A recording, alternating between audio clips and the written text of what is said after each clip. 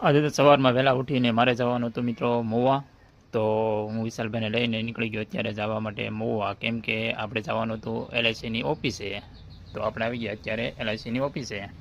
ને આપણે એલઆઈસીની ઓફિસે તો શું કામ હોય, વીમો ભરવાનું.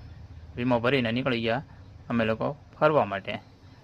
વિશાલભાઈ કે ક્યાં જવું છે ફરવા, તો હું લઈને નીકળી ગયો એને ફરવા માટે.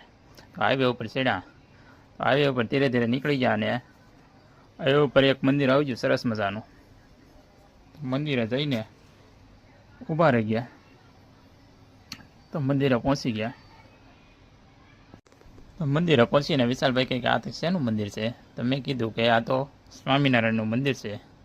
તો વિશાલભાઈ તો ફોટાને રીલું પાડવા મળ્યા. ને જોવા અત્યારે આવી ગયા આપણે મહુવા સ્વામિનારાયણ મંદિર.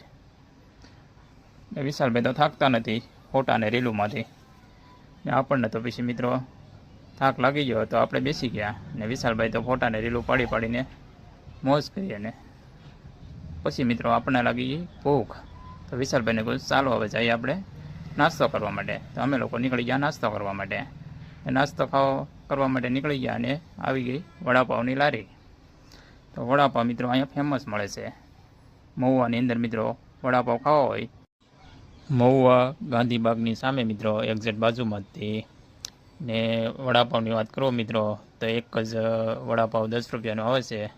ને પછી નીકળી ગયા અમે ઘર તરફ.